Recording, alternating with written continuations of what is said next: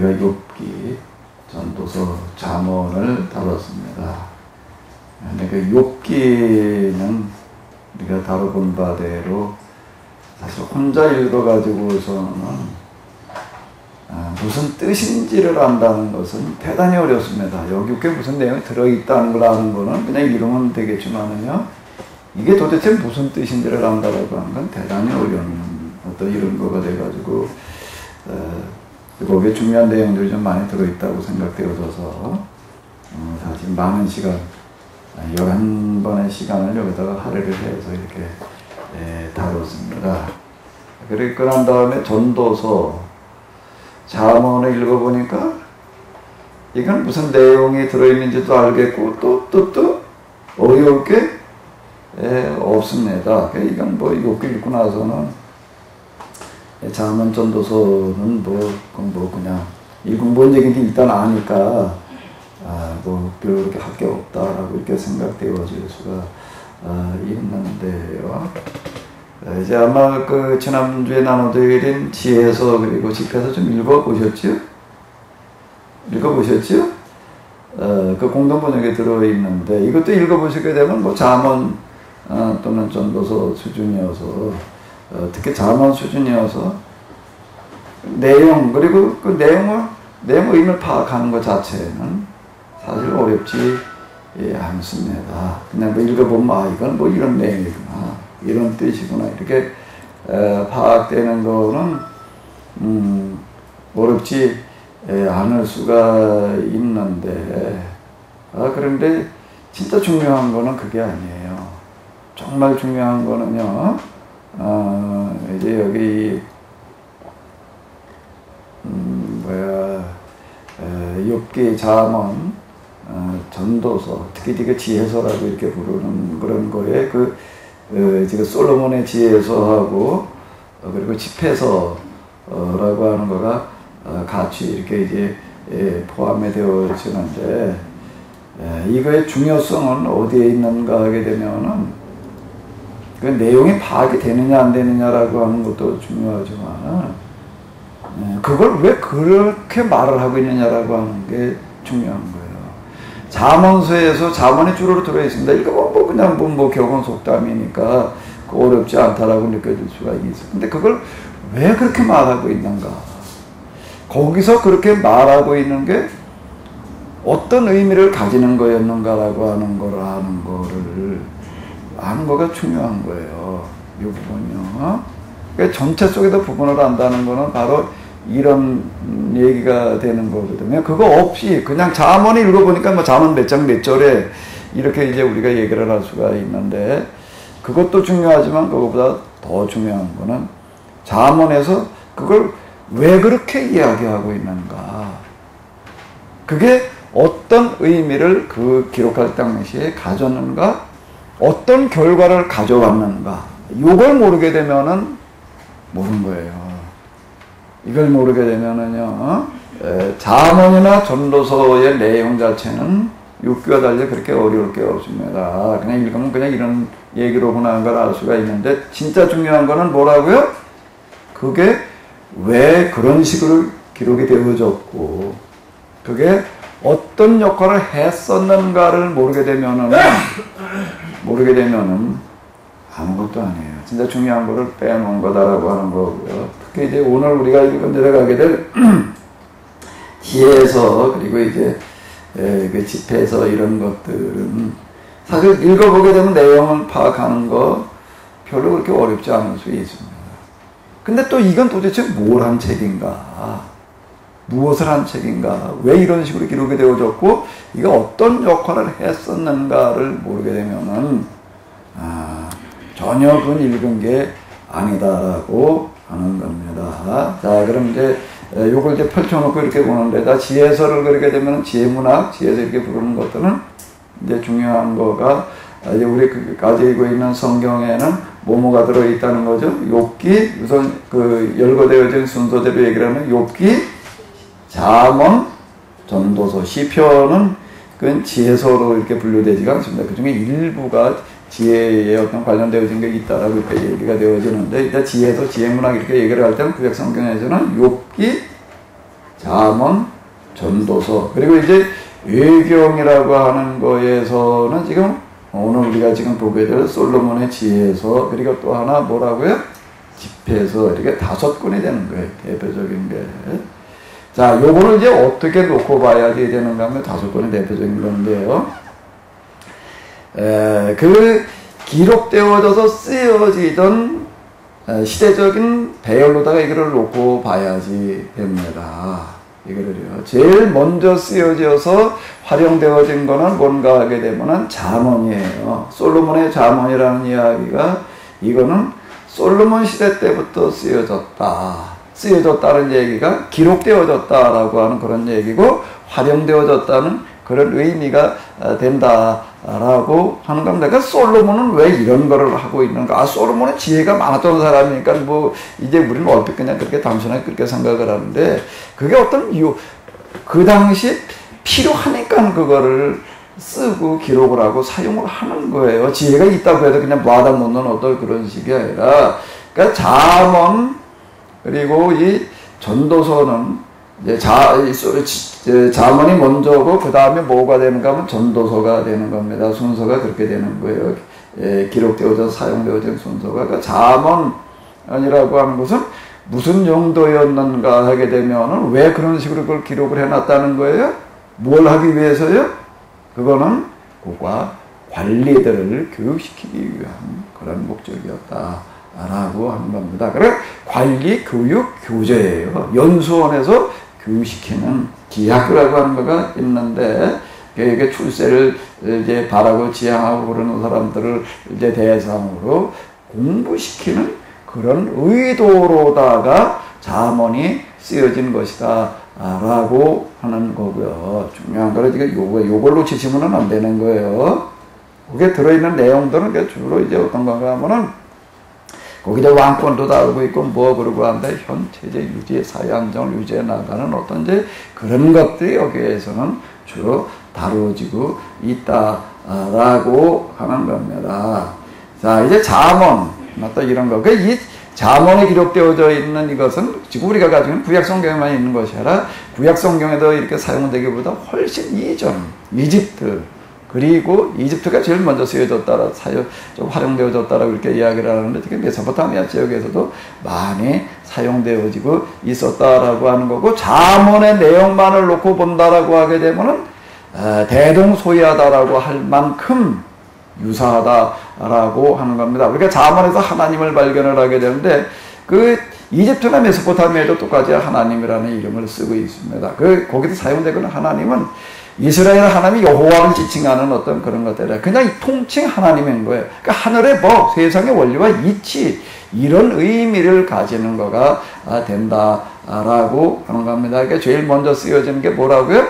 잠언이었던 거예요. 그런데 이제 이거가 주로 이제 쓰여지고 그러다가 이제 뭐를 맞이하게 되는가 하게 되면은 잠언의 내용에 대해서 의구심을 가질 수밖에 없는 환경이 조성이 되어지는 거예요.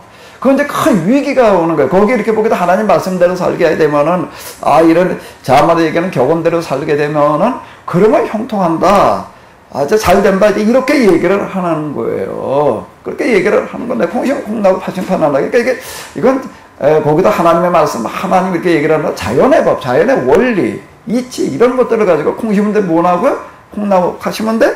판난다. 자, 이런 식으로 다 얘기를 해 나가는 건데, 사회적인 분위기나 시대적인 환경에 이제 이것 가지고서는 설명이 안 되는 시기가 왔다라고 하는 겁니다. 그게 뭔가 하면 이제 위기가 오는 거예요. 국가적인 위기가 와가지고서 이제 나라가 망하고 뭐 이런 상황이 이렇게 되고 그러다가 보니까 이제 여기에 대해서 이제 이게 먹혀 들어가지를 않는 어떤 이런 문제가 이제 생기는 거예요. 그래서 이거를 뭐라고 얘기를 하는가 하게 되면 위기지혜라고 이렇게 이야기를 합니다. 잠언은 실용지혜. 그건 제가 이미 말씀드렸잖아요. 여기다 평상시에 이렇게 사용되어지던 지혜문학이었고, 위기가 왔을 때는 이게 이제 통하지를 않는 거예요. 위기 오기 이전부터 이제 잠언식으로 다 얘기를 하는 거에 대해서 그렇게 해도 그렇게 다 되는 게 아니다라고 하는 의문을 이제 들기 시작을 했던 거죠. 여기다가 반론을 제기하고 있는 지혜서가 뭔가 하게 되면은, 뭐죠? 그게 먼저 반론을 제기한 책이 뭐예요?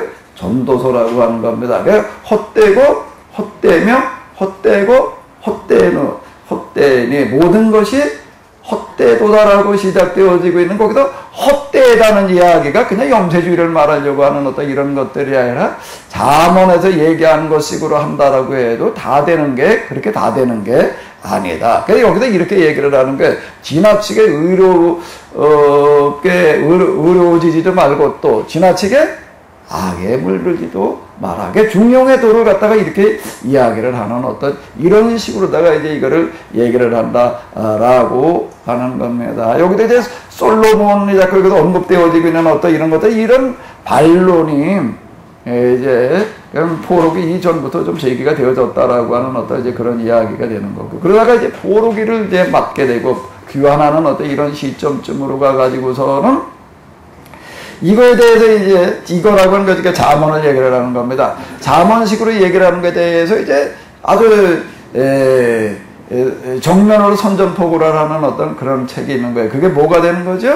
욥기가 되는 겁니다. 욥기에서 이제 전면적인 거부가 되는 거예요. 그 세 친구들과의 대화라고 하는 거, 세 친구는 뭔가 하면 잠언을 가지고 이야기하는 사람들이 되는 건데, 그 잠언은 이스라엘의 잠언만이 아닌 이집트, 메소포타미아, 그건도 그 당시 온 세상에 뛰어난 지혜들을 다 모아다가 지금 이야기를 하는 어떤 이런 거가 되는 건데, 거기에서 이제 주요 초점 중에 하나가 뭔가 하면 의로운 사람에 당하는 고난, 의롭게 살아봐야 이게 악하게 사는 사람들보다 오히려 더 고난만 심하고 뭐 별 성과도 거두지 못하는 이런 문제들을 우리가 어떻게 할 거냐라고 하는 거가 주요 이제 쟁점 중에 하나가 되는 거예요. 의인의 고난이라고 하는 거 주요 쟁점 중에 하나가 이제 이렇게 되는 어떤 이제 이런 거가 되겠습니다.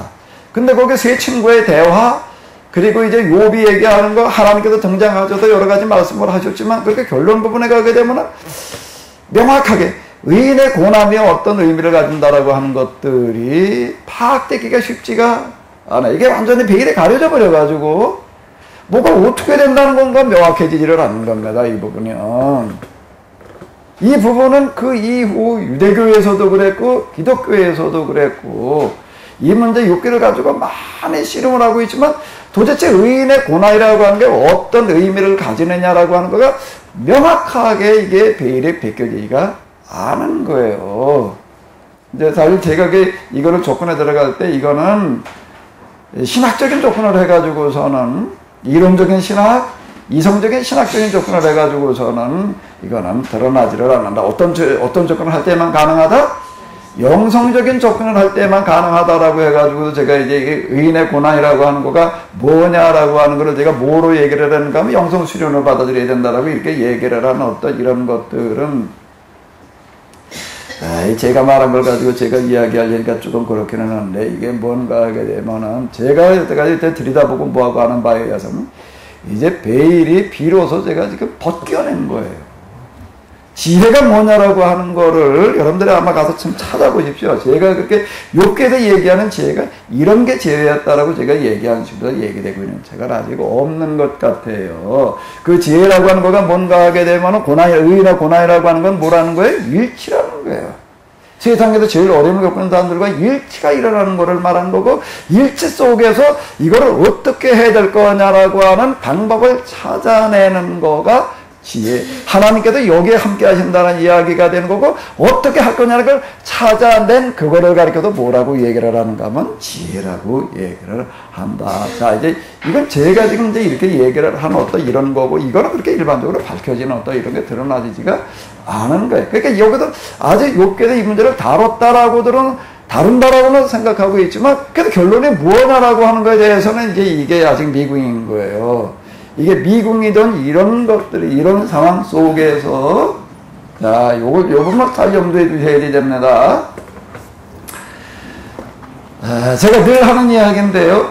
오늘 우리가 가지고 있는 신약성경을 이해하려고 한다면은, 포로기를 모르고서는, 구약성경 다 알아야 되겠지만, 그 중에도 특히 포로기를 모르고서는, 그건 미궁에 빠지고 맙니다. 포로기 신학이라고 하는 것이 대단히 중요한 건데, 포로기는 이제 포로 귀환 이후, 이제 예수님 당시까지 한 400여 년의 그 기간을 이야기를 하는 건데요. 그 중에서도 이제 BC 2세기, 1세기 상황에 대한 그 이해가 대단히 중요한 역할을 하게 됩니다. 그게 이제 신약 성경에 아주 바로 직결되어지잖아요. 한 200여 년, 100년, 200, BC, 신약 성경 등장하게 100년, 200년, 100년 전 그 상황이라고 하는 거가 대단히 중요하다라고 하는 건데, 그 부분은 우리가 가지고 있는 구약 성경에는 들어있지를 않아요. 에스라 느헤미야서라고 하는 걸 귀환기를 얘기를 하는 거고, 학개서기라고 귀하라고 한 다음에 이제 성전지는 그런 이야기, 그리고 나서 말라기, 그리고 나서 없는 겁니다. 공백기가 있습니다.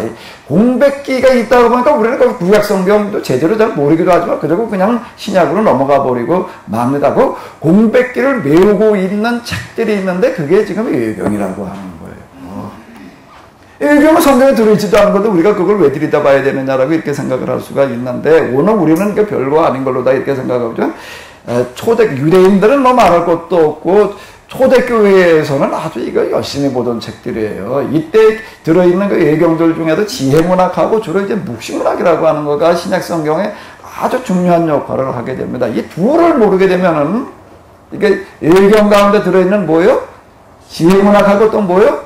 묵시문학. 묵시문학이라고 하는 게 특히 요한계시록 종말을 해석해 나가는 데서 아주 결정적인 역할을 하는 어떤 이런 건데, 이걸 왜 건너뛰고 그냥 요한복음으로만 요한계시록으로 넘어가서 그냥 그걸 계시 가지고 풀어보려고 그러다 보니까 이게 이제 엉뚱한 데로 빠져버리는 어떤 그런 결과를 가져오게 되는 거고요. 특히 이 지혜문학이라고 하는 요 부분도 이제 대단히 중요한 역할을 하는 어떤 이런 거, 지혜라는 말 자체가 도대체 우리가 어떻게 해야 되느냐라는 거, 성경이 있고 하나님 계시고 하나님 계신 성경이 있는데, 그래도 우리가 그걸 가지고 어떻게 살아야 되느냐, 어떻게 실천해야 되느냐라는 걸 다루는 게 지혜문학인 거예요. 그거를 신약 성경이 기록 등장하기 전 200년, 100년 전에 도대체 이스라엘 사람들 어떤 생각들을 하고 있었는가, 그러다가 그게 어떻게 신약 성경으로 넘어오는가라고 하는 이 부분은 여기가 대단히 이제 중요한 어떤 이런 역할들을 하게 됩니다. 그런데 다시 자 이런 걸 염두에 두면서 지금 이제 잠언, 전도서, 그 다음에 뭐였다고요? 욥기에서 이렇게 여기에서 지금 지금 가장 중요한 쟁점 중에 하나는 하나님 말씀대로 이렇게 살라고 그래 봐야 제대로 되는 것도 없고 고난만 더 많고 이거예요.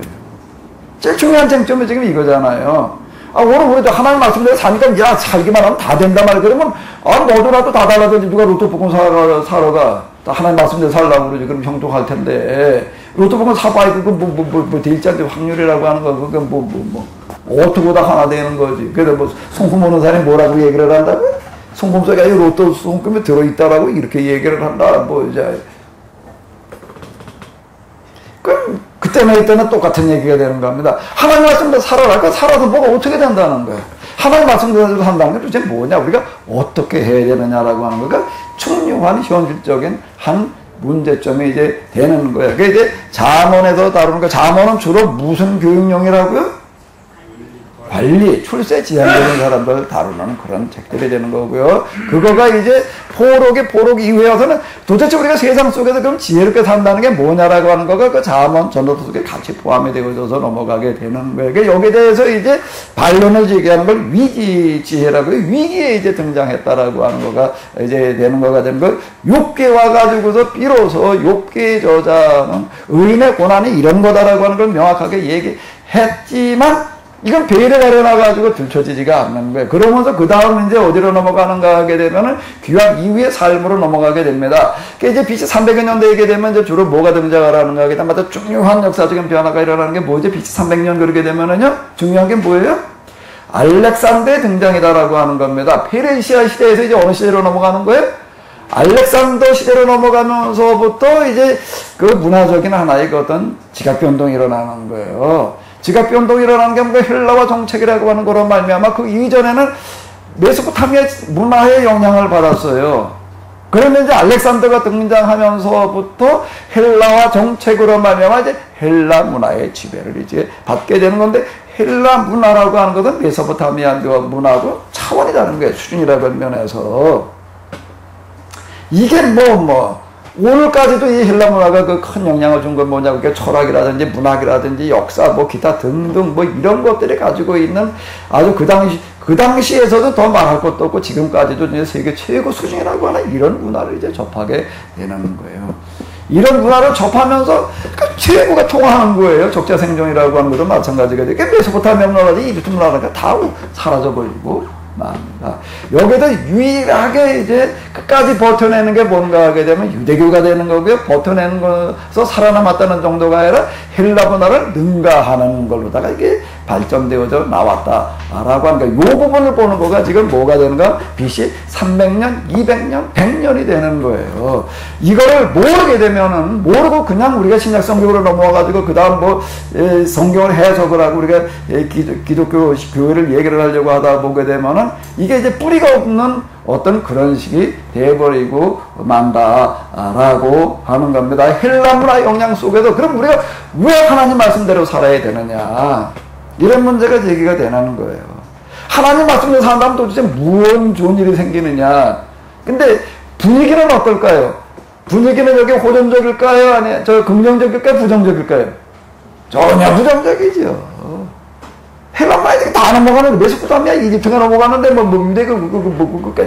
그거는 정말 바람 앞에 등불 수준밖에는 안 되는 건데 여기도 이제 버텨냈다라고 하는 거예요. 그 버텨냈는데 뭘 어떻게, 그건 제가 이제 늘 얘기를 했습니다. 이제 율법을 가지고서 뭘 어떻게 이제 했다라고 하는 식으로다가 안식일법이라든지 정결예법이라든지 그 다음에 이제 또 하나 뭐였지? 이제 먹는 어떤 이런 것들을 이제 앞세워가지고서 어떻게 안식법 이런 것들을 이제 할래 이런 거 이제 앞세워서 이렇게 했는데 그거는 이제 큰 하나의 윤곽을 제시를 하는 거고 구체적으로 뭘 어떻게 했느냐라고 하는 걸 우리가 이제 들어가서 볼 필요가 있는데 구체적으로 뭘 어떻게 했느냐라고 하는 걸 볼 수 있는 그 실상을 보는 가장 아주 좋은 책이 뭔가 하게 되면 오늘 우리가 보게 될 지혜서하고 또 뭐라는 얘기예요? 집회서라고 하는 겁니다. 집회서라고 하는 것은 원래 벤시라 서 이렇게 얘기를 합니다. 이제 시라의 아들 이제 벤시라서 이렇게 얘기를 하는데 그렇게 원래 이름은 그런 거예요. 그 이제 70인역이라 이래 벤시라서라고 이렇게 이제 쓰여져 있는데 그걸 이제 그 이후에 이제 집회서라고 이렇게 부르게 됐습니다. 그래서 오늘 우리 집회서라고 이렇게 했는데 집회서라는 얘기가 집회하고 비슷한 단어가 뭘까요? 교회라는 얘기예요. 그 에클라시아 투쿠스라고 이렇게 이제 그 헬라어로 얘기를 에클라시아가 뭐예요? 교회예요. 그게 교회에서 읽던 책이라는 거예요. 어느 교회를 말하는 거예요? 초대교회를 얘기를 하는 거예요. 초대교회에서 이걸 워낙 많이 읽어가지고도 뭐라고 그 다음에 이름을 교회에서 부르게 되는가 하면 아예 교회의 책이라고 집회서라는 얘기가 그런 얘기가 되는 거예요. 그러니까 교회에서 읽던 책이다라고 이렇게 얘기할 만큼 집회서는 많이 읽었던 그런 책이 되는 거고, 그것 때문에 나중에 이제 트렌트 공회라고 하는 그런 회의에 가가지고서 종교개혁 좀 이유가 되겠는데, 성경으로다가 이게 받아들여져 가지고 저 카톨릭 성경에 들어와 있고, 지금 우리가 가지고 있는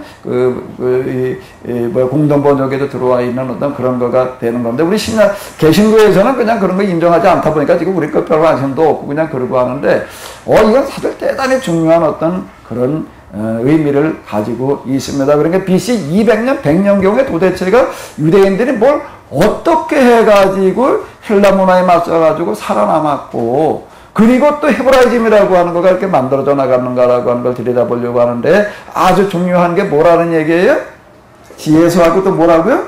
집회서다라고 하는 건데, 이게 주요 쟁점은 뭔가 하게 되면은, 도대체 우리가 신앙생활을 하다 보게 되면 그 숱한 어려움이 오는데 이걸 우리가 어떻게 받아들일 거냐, 어떻게 이해할 거냐라고 하는 거가 주요 쟁점 중에 하나다라고 하는데, 그거 다루는 거가 이제 잠언, 전도서, 욥기, 그리고 이제 지혜서와 집회서는 뭐 어느 걸 먼저 봐야 되느냐라고 하는 거, 그렇게 이제 중요한 게 아니고 비탄식에 쓰여지는 어떤 이런 거기 때문에, 일단 이제 그 순서에 있는 대로 그냥 지혜서 집회서로 이렇게 이제 다뤄보도록 이렇게 하겠습니다. 자, 요런 걸 이제 염두에 두시면서 지혜서를 읽어 나가게 되면은 그 속에 뭐가 들어가 있는가 하게 되면 신약 성경에 등장하는, 구약 성경에서는 잘 발견되어지지 않던 그런 주요한 신학적인 문제들이 신약 성경에 넘어와가지고 어느 날 등장을 하는 것들이 있어요. 그 중에 하나가 뭔가 부활이라는 문제예요. 그리고 그 중에 하나가 뭔가 하면 심판과 보상이라고 하는 이런 것들이 구약성경에는 없어요. 죽은 사람들은 의인이나 악이나 다 어디 간다는 거예요. 똑같은데 음부수월이라고 하는 데를 가는 거예요. 그런데 오늘은 신약성경으로 넘어와가지고서 이제 여기서 보게 되면 의인들은 어디 가는 거고 천국을 가는 거고 악인들은 지옥을 간다. 이제 이렇게 얘기를 하고 있습니다. 그 중간 과정이 지금 여기에 빠져 있는 거예요. 이게 우리가 이제 구약성경에는 없었는데 신약성경에 등장하는 중요한 그런 신학적인 문제들, 이제 사상이라고 이렇게 얘기를 할 수가 있는데, 그런 것들이 어디에서 어느 시점에 만들어지는가 하면은 알렉산더가 등장하면서부터 이제 그 다음에 알렉산더가 등장하고 이제 그 다음에 그거 끝나고 난 다음에 이제 그 헬라 제국이 형성되어졌다가 그게 또 로마 제국으로 넘어가게 됩니다. 로마 제국으로 넘어가서 그 다음에 이제 예수님 당회실에게 오게 되는데, 그 동안에 일어났던 일들에 대해서 우리가 이해해 놓을 필요가 있다라고 하는 겁니다. 자, 요걸 염두에 두셔야 되는 거예요. 자, 그러면 이제 일단 지금 다뤄야 될 내용이 오늘 다음 시간에 이게 70장을 다뤄야 되기 때문에 양이 이게 굉장히 방대해요. 자, 일단 좀 읽으면서 우리가 이렇게 하나하나를 그 기록된 내용을 가지고서 이제 구체적으로 다뤄보도록 그렇게 하겠습니다. 15절까지를 좀 읽어주시기 바랍니다. 다 같이 좀 읽어주시기 바랍니다. 시작. 세상의 통치자들이여 정의를 사랑하여라. 정직한 마음으로 주님을 생각하고 순진한 마음으로 주님을 찾아라. 주님을 떠보지 않는 사람들이 주님을 찾게 되고 주님은 당신을 불신하지 않는 사람들에게 나타내 보이신다. 사악한 생각을 가진 자들은 하나님께로부터 멀어지고 전능하신 분을 시험하려는 어리석은 자들은 부끄러움을 당한다. 지혜는 간악한 마음속에 들지 않으며 죄로 물든 몸 안에 머무르지 않는다. 우리를 가르쳐주시는 성령은 거짓을 물리치고 지각 없는 생각을 멀리하시며 악을 일삼는 자로부터 떠난다. 지혜는 사람을 사랑하는 영이다. 그러나 신성을 모독하는 말을 사랑하는 자는 용서하지 않는다. 하나님은 그의 뱃속을 꿰뚫어 보시고 그의 마음을 들여다보시며 그의 하는 말을 듣고 계신다. 그래서 불의를 짓거리는 자는 반드시 탄로나게 마련이고 정의의 심판을 면할 수가 없다. 주님은 관계를 꾸미는 악인을 신문하실 것이고 그가 짓거린 말은 반드시 주의 귀에 들어갈 것이다. 그러면 주님은 그의 지혜를 징벌하신다. 주님의 귀는 예민하셔서 모든 것을 다 들으심으로 불평을 속삭이기만 해도 그 귀에 다 들린다. 그러므로 쓸데없는 불평을 하지 말고 하나님께 욕된 말을 삼가라. 아무리 은밀하게 짓거리는 말이라도 책임을 면할 수 없고 거짓을 말하는 입은 영혼의 죽음을 가져온다. 빗나간 생활을 함으로써 죽음을 초래하지 말고 그릇된 행위를 파멸을 초래하지 말라. 하나님은 죽음을 만들지 않으셨고 산 자들의 멸망을 기뻐하지 않으신다. 하나님은 모든 것을 살라고 만드셨으며 세상의 모든 피조물은 원래가 살게 마련이다. 그래서 피조물 속에는 멸망의 독소가 없고 지옥은 세상에서 아무런 힘도 쓰지 못한다. 덕스런 자들은 지옥을 버리며 의인은 죽지 않는다. 15절까지 우리가 읽었는데요. 자, 지금 이제 여기서 얘기하는 어떤 이런 것들은 뭔가 하게 되면 아직 구약 성경에는 없던 그런 내용들이 되는 거예요. 구약 성경에 전혀 없는 어떤 이제 그런 얘기들이 저기 많이 들어있게 되는데, 이제 지혜를 여기서는 이제 어떻게 이 얘기를 해 나가고 있는가 하게 되면, 지혜라는 게 뭐라는 얘기예요? 뭐가 지혜라고 얘기를 하고 있죠? 지혜는 간악한 마음속에 들지 않으며 죄를 물든 몸 안에 들어가지 않는다라고 하나님 우리를 가르쳐 주시는 성령, 사실 구약 성경에 성령이라는 단어 자체가 나오질 않습니다. 하나님의 영 그냥 이렇게만 나오고 있을 뿐이죠. 자, 그러면서 이제 지혜와 이 성령의 연결이 되어지는 어떤 이런 것들을 볼 수가 있습니다. 우리가 읽어 내려가면서요, 다시 말씀드리는데, 지혜에서 읽어 내려가시면서 내용 파악하는 게 그렇게 어렵지 않을 수 있어요. 아, 이건 뭐 이런 내용이구나. 뭔 얘기야. 근데 여기서 왜 이렇게 얘기를 하고 있는가라고 하는 걸 파악하는 것가 중요한 거예요. 구약 성경에 없던 내용들이 여기 와서 왜 이렇게 등장을 하고 있고, 이거가 그 이후에 어떤 역할을 하는가라고 하는 거, 그 연결고리를 보는 이 부분이 아주 중요한 키포인트가 이제 되는 겁니다. 이걸 놓치게 되면은 이제 이게 아무것도 아니니까 읽긴 읽었는데 그냥 읽은 거예요, 그냥. 그냥 읽은 걸로 끝나버리고 만다라고 하는 어떤 그런 이야기가 이렇게 이제 되는 거고요. 주님의 성령은 온 세상에 충만하시며 모든 것을 포괄하신 분으로서 사람이 하는 말을 다 알고 계십니다. 이제 성령이라고 하는 어떤 이런 것들이 어디에서 등장을 하는 거면 신약 성경으로 넘어가도 비록 성령 구약에는 없었잖아요. 근데 그 중간 과정이 있었다라고 하는 겁니다. 그 중간 과정을 다루고 있는 그런 대표적인 이런 부분을 다루고 있는 책이 뭐라는 얘기예요? 지혜서. 다시 정리를 하고 넘어가요. 그 지혜서가 둘이 있는데 하나가 뭐라고요? 지혜서. 지혜서라는 본래 제목은 솔로몬의 지혜서입니다. 본래 제목은 솔로몬의 지혜서가 되는 건데요. 솔로몬의 지혜서라고 솔로몬이 썼다라고 하는 의미로 다 솔로몬의 지혜서 그랬지만 이건 전혀 솔로몬하고는 상관없는 어떤 그런 이야기가 이제 이렇게 되는 거고요. 왜 솔로몬하고 상관이가 기록될 당시부터 이건 아예 헬라어로 기록이 되어진 거고, 헬라어도 어떤 헬라어인가 하면 코인의 헬라라고 하는 건 뭐냐면 본래 그리스 본때 헬라어가 있었는데 이게 이제 세계적인 공용어 알렉산더 이후에 이제 헬라 제국이 건설되어지고 난 다음에 이제 쓰여지게 되는 그런 공용어가 이제 있어요. 그걸 코인의 헬라어라고 이렇게 이야기를 하는데 이걸로다가 기록이 되어지는 거고요. 이거가 기록되어지는 장소는 알렉산드리아가 되겠습니다. 알렉산드리아가 되는 거고요.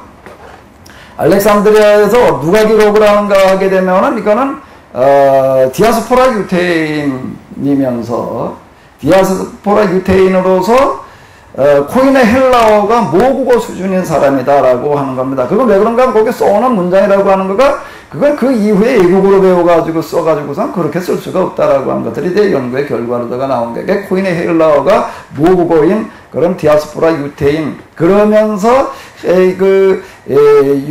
유대교 신앙 율법에 대해서 잘 알고 있고 동시에 뭐를 알고 있는 사람인가 하면 헬라 문화와 철학을 잘 알고 있는 이런 사람이 쓴 거다라고 이렇게 볼 수가 있는 겁니다. 그 기록 시기는 그러니까 이제 BC 200년, 100년 그 어간 어디쯤이라고 이렇게 이제 볼 수가 있어요. 이게 보는 사람에 따라서 이제 시기가 그냥 아예 BC 한 50여 년경 이렇게까지 보는 사람들도 있고 그런데 그래도 그 상황을 이렇게 염두에 두면서 자 이렇게 보시면은 되는 어떤 이런 게 되겠습니다. 자. 여기 이렇게 이제 이렇게 쭈루루 내려가다 이렇게 보게 되면 아주 요간에 일어나는 중요한 어떤 이런 것들이 뭔가 하게 되면 자 하나님은 모든 것을 살라고 만드셨으며 세상 모든 피조물은 원래 살게 마련이다. 그래도 피조물 속에 멸망의 독소가 없고 여기 뭐라는 단어가 등장을 하죠? 지옥, 천국 이제 이런 단어들이 이때 가가지고 등장을 하기 시작을 한다라고 하는 겁니다. 덕스러운 사람들은 뭘 모르고요? 지옥을 모르며 그 다음에 뭐가 나오죠? 의인은 자, 이 단어를 한번 읽어보십시오. 1장 15절을 한번 읽어보세요. 의인은 자, 근데 악인은 행실과 말로서 죽음을 아주 자초하고 죽음을 벗으로 생각하고 이제 근데 의인은 죽지 않는다라고 하는 이런 이야기가 이제 등장을 하는 거예요. 이제 지옥이 나오고 천국이 나오고 이제 악인들은 지옥으로 가지만 의인들은 어디로 간다는 거예요? 이제 천국을 가서 영원히 산다. 어떻게 산다고요? 영원히 산다라고 하는 그런 이야기가 어디에서 비로소 이제 본격적으로 등장을 하게 되는가 하면 어디에서 등장을 한다고요? 지혜문화. 그게 외경 요 시기. 그러니까 BC 300년, 200년, 100년을 거쳐오면서 이런 생각들이 유대교 신앙 속에 들어오게 된다라고 하는 겁니다. 그럼 이게 왜 여기로 들어왔을까요? 이게 왜 여기로 들어와도 왜 이렇게 말을 하고 있을까? 여기에 이런 말을 하고 있다는 거 우리가 읽는 거는 어렵지 않아요. 뭐 당연히 내가 듣던 얘기니까 뭐 그냥 그런가 보다 하고 넘어가 버리게 되는데 왜 그러면 여기에서 이런 말을 하고 있느냐? 그게 중요한 거예요. 그 부분이 아주 중요한 어떤 이런 거가 되는 건데 여기에도 왜 이렇게 얘기를 하고 있을까? 악인은 어디로 가고 의인은 어디로 가고 왜 그렇게 말을 해? 덕스럽게 사는 자, 덕스럽지 못하게 사는 자들이 왜 여기서 이렇게 얘기를 하는 거예요? 여러분이 여태까지 들었던 걸 가지고서 이제 여러분들은 스스로가 한번 생각을 해봐야 돼. 자, 욥기를 들었죠? 전도서 들었죠? 잠언을 들었어요. 자, 그러면 이제 여러분들이 한번 생각을 해 보십시오. 여기 와가지고 이제 왜 이렇게 얘기를 하고 있을까? 욥기에서 다루고 있는 중요한 쟁점 중에 하나가 뭐라고요? 여러 가지가 있는데 일단 의인의 고난이라고 하는 문제가 거기서 다뤄놓고 있긴 했지만 가려놔가지고서 명확하게 뭐 어떻게 된다라고 하는 거가 드러나지를 않는 거예요. 그 다음 그건 계속 이제 이어져 내려가는 겁니다. 이제 전도서에서 얘기하는 것처럼 헛되고 헛되다 말이야. 이거 뭐 이렇게 살아봐야 말이야. 한 말씀대로 살아봐야 뭐 좋은 일 있냐. 이렇게 얘기가 되기 시작을 하는 거가 그러면서 300년, 200년, 이제 100년, 그러니까 헬라 제국을 만나고 로마 제국을 만나는 거예요. 그러면 이때 이걸 가르치는 사람들, 그러니까 이걸 쓴 사람들은 어떤 사람들인가, 뭐 솔로몬이 쓴 거는 아니에요. 그 이름을 다 이렇게 써놓은 건데, 이건 그 당시에 이 신앙의 문제를 맡아가지고 가르치던 사람들이에요. 지혜자들, 이렇게 얘기를 해서 설교자들이고 이제 이런 사람들인데, 우리가 하나님 말씀대로 살아봐야 뭐 좋은 일이 있냐라고 하는 사람들 뭐라고 말을 해야 되느냐. 그건 오늘 우리의 문제가 되는 거예요. 오늘 우리가 문제가 되는 거가 돼서 이제 그 시점 돌아가서 우리가 놓고 본다면 이제 이런 문제 앞에 이제 부딪히는 거예요. 이런 문제 앞에 부딪혀서 그들은 이제, 악인과 의인의 결과가 잠언에서는 뭐라고 얘기를 하는 거예요? 뭐라고 얘기를 하는 거예요? 악인은 어쨌든 간에 망한다는 거예요. 의인은 흥한다는 거예요. 근데 금방금방이 아니야. 그건 누구 손에 달리는 거예요? 전적으로 하나님의 손에 달리는 거예요. 그건 뭐 우리가 하나님 손에 맡겨야 돼. 그건 뭐 우리가 뭐 어떻게 해볼 수 있는 상황이 아니야. 그러나 결론은 거기서 이렇게 말하는 게, 결론은 뭐라고 말하는 거야? 악인은 망하고 의인은 흥한다. 여기까지만 얘기를 하는 거예요. 여기까지만 얘기가 끝나. 거기에 대해서 이제 반발하는 그런 거가 이제 전도서, 그리고 이제 욥기가 되어지는 건데, 자, 그러면서 지금 이제 다시 지혜서로 넘어오는 거예요. 지혜서 넘어와가지고 여기서는 이제 어떻게 이야기를 하게 되는 거죠? 악인은 어떻게 되는 거예요? 언젠간 망한다. 그러나 악인은 어떻게 된다는 거예요? 자, 이게 변화가 중요한 겁니다. 이걸 보는 거가. 그러니까 이거를 우리가 흐름 속에서 보지를 않게 되면, 흐름 속에서 전체 속에서 그걸 들여다보지 않게 되면은 본 게 아닌 거예요. 봤다가 그래도 그게 뭐 어떤 의미를 주는지를 모르고 그냥 넘어가게 되는 겁니다. 자, 여기서는 지금 이 지혜서로, 솔로몬의 지혜서로 넘어오면서 여기서는 뭐라고 말을 하는 거죠? 악인은 어떻게 된다는 거예요? 악인은 어떻게 된다는 거예요? 언젠간 망한다, 이렇게 망하는 게 아니에요. 이렇게 말하는 게 아닌 거예요. 어떻게 된다는 거예요? 어디 간다는 거죠? 지옥으로 간다는 거예요. 의인은 어디로 가고? 천국으로 가고. 영원한 생명으로 들어가고. 언제 그런 일이 일어난다는 거예요? 여기 살아있는 동안에 죽은 다음에요. 언제 그렇게 넘어가요? 언제 그렇게 된다는 거예요? 죽은 다음으로 이제 넘어가는 거예요. 사후 심판으로 넘어가게 되는 거예요. 구약 성경은 전혀 없는 얘기예요. 신약 성경으로 넘어가면 우리가 당연히 신약 성경으로 그런 얘기 들어보니까 이제, 예수님께서 오셔가지고서 이제 그렇게 말씀하셨다. 그렇게 이제 우리는 생각할 수가 있는데, 예수님께서 말씀하시기 이전이면 300년, 200년, 100년을 거쳐오면서 그런 얘기들이 어디 들어있었다는 얘기죠? 여기 지혜서라고 하는데, 또 이제 집회서로 넘어가도 그렇고 마찬가지로 그게 들어있다라고 하는 겁니다. 자, 그러니까 이제 신약 성경의 메시지들은 유대교, 즉, 이 포로기 이후에 신약 중간기 또는 제2성전기라고 얘기하는 그와 같은 그 시기에 등장한 유대교의 맥락 속에서부터 시작되어지고 있다라고 하는 겁니다. 그거 단절 속에서, 구약 성경에도 그냥 신약 성경으로 넘어오는 게 아니다라고 하는 겁니다. 자, 그럼 다시 이렇게 봐봐요. 의인의 고난이라고 하는 문제, 선과 악인과 의인의 문제가 쟁점 중에 하나인데, 언젠가는 심판된다라고 하는 거가 이제 구약의 잠언, 전도서. 근데 욥기에서는 정말 그렇게 끌고 나가는 게 아니다라고 하는 겁니다. 욥기는 그렇게 끌고 나가는 게 아니에요. 의인의 고난이라고 하는 것 자체가 이건 대단히 중요한 의미를 가지는 어떤 이런 걸로다가 그거는 가려져 있었어요. 그러니까 이건 당장 베이지를 않아. 이거는 일단 이건 파악이 안 된 거예요. 욥기에서 얘기한 어떤, 제가 여기서 해석해 나가는 식으로 된 거는 파악이 안 돼. 그냥 계속 의인의 고난을 다루긴 다루는데, 이게 뭐가 하나님께서 결국 가가지고선 그냥 요백에 축복해 주신다. 그냥 그 전에 얘기하던 거보다 답습한 또 비슷한 얘기 정도로밖에는 파악이 안 된 거가 300년, 200년, 100년을 거쳐 내려오면서 여기 지금 지혜세 다룬 게 뭐 이야기 100년경에 뭐 150년경에 기록되다 그때 딱 얘기를 한 거 이전과는 누적되어진 걸 가지고도 지금 거기서 얘기를 하는 어떤 이런 성격을 가지고 있는 거잖아요. 이제 어떻게 다루는가 하게 되면은 이제 이 의인과 악인의 선과 악의 문제를 어디로 넘어가게 되는 거예요? 사후 뭐요?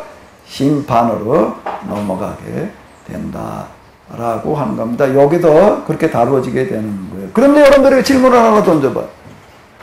지금 제가 얘기한 거 이제 선과 악, 의인과 악인의 문제를 어디로 넘어간다는 거예요? 사후 심판으로 넘어가니까 그 의문이 안 생겨요? 예? 아무 생각 없어요 그냥? 아니 무슨 의문이 들어요? 예? 이전에는 없었나? 예? 이전에는 그런 개념이 없었나? 그전에는 없었어요.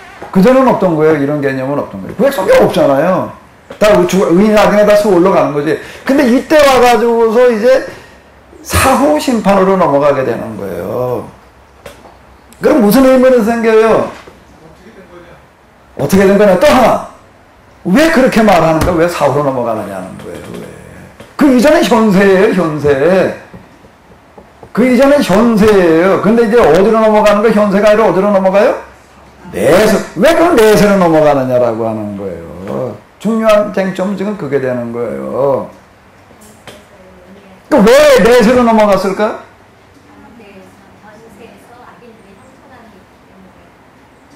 현세는 해결이 안 되니까. 현세 해결이 안 되니까 내세. 자, 제가 이제 계속 얘기를 한 게 있습니다. BC 5세기, 4세기, 3세기, 2세기, 1세기 이렇게 구분을 해놓고 이렇게 봐봐요. BC 5세기, 4세기는 무슨 시대죠? 뭐가 지배하던 시대? 어느 나라가 지배했어요? 페르시아. BC 이제 뭐 4세기, 3세기 이래 놓으니까 이제 이게 또 왔다 갔다 하니까 BC 500년, 400년, 300년 이렇게 구분을 해 놓자고요. 아주 명확하게. BC 300년이 되어지면서부터는 뭐가 등장을 하는 거죠? 이제 페르시아 시대에서 어디로 넘어가는 거예요? 헬라로 넘어가게 됩니다. 그러다가 이제 BC 100몇십 년 되면서부터 이제 그게 어디로 넘어가? 로마로 넘어가는 거예요. 그러면서 지금 이제 이 신약 성경이 시작이 되어지는데 페르시아 시대에서 헬라 시대로 넘어가면서는 엄청난 변화가 일어나는데 문화정책이라고 하는 거가 엄청난 영향을 줘요. 그러니까 여기 지금 그러면은 지혜문화 이런 것도 3세기 BC 300년, 200년, 100년은 뭐를 어느 시점에서 뭐와 더불어 가지고 지금 씨름하면서 이런 말을 하는 거지? 무슨 시대예요? 어느 나라 시대예요? 헬라 제국 시대. 무슨 문화? 헬라 문화 속에서 지금 하는 이야기가 되는 거고. 그러니까 이거 기록된 곳은 알렉산드리아예요. 그 이제 알렉산드리아라고 하면 유대인이 제일 많이 살던 어떤 그런 지역이 되겠고요.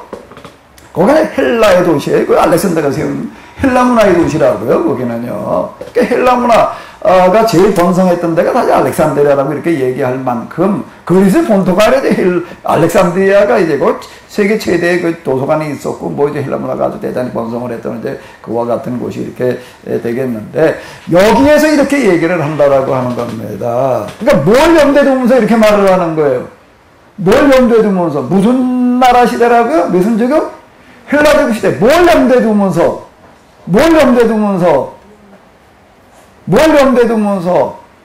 헬라 문화라는 거예요. 이 사람들이 다 지금 이거 기록된 목적은 뭔가 하면 이 헬라 문화 속에 헬라화된 지역에 나가서 살던 유대인들에게 어떻게 전통적인 신앙을 계속 유지해 나가게 할 거냐라고 하는 거가 지혜서에서 쓰고 있는 목적이 되는 거예요. 이 사람들은 다 지금 무슨 문화에 지금 물들어 있는 거예요? 헬라 문화가 물들어 있다는 건 뭐예요, 그러면? 물론 뭐 운동이지, 뭐 스포츠, 주말 스포츠, 그러거든. 그거는 그건 문제 그대로 이제 스포츠고. 사상이라고 하는 게 아주 중요한 게 있는 게, 헬라 사상에 물들어 버리는 거예요. 헬라 사상에 물들어 버리는 사람도 염두에 두면서 이제 이렇게 얘기를 하는 겁니다. 그러면 이런 것과 더불어 가지고 직결되어지는 헬라 사상은 어떤 걸까요? 헬라 사상에 어떤 걸 염두에 두면서 이렇게 말을 하나? 오늘 우리가 가지고 있는 창세기의 창조 이야기라고 하는 것은 그건 페르시아 시대예요. 페르시아에 지금 거기 바벨론의 창조 신화 이런 것들을 염두에 두면서 거기서 그렇게 얘기를 하니까 거기 포로 제패가 있던 사람들한테 야, 세상이 그렇게 더 만들어진 게 아니야, 이렇게 된 거야. 그게 지금 우리가 가지고 있는 창세기라고요. 창세기 창조 이야기라고 하는 거죠. 그럼 여기 이제 악인과 의인에 대한 사후 심판이라고 하는 것은 헬라 제국 시대에 무슨 문화를 염두에 두면서? 헬라 문화를 염두에 두면서 이렇게 얘기를 하는 거예요. 그러면 헬라 문화 뭘 염두에 두면서? 뭐예요? 뭐지요? 뭐예요?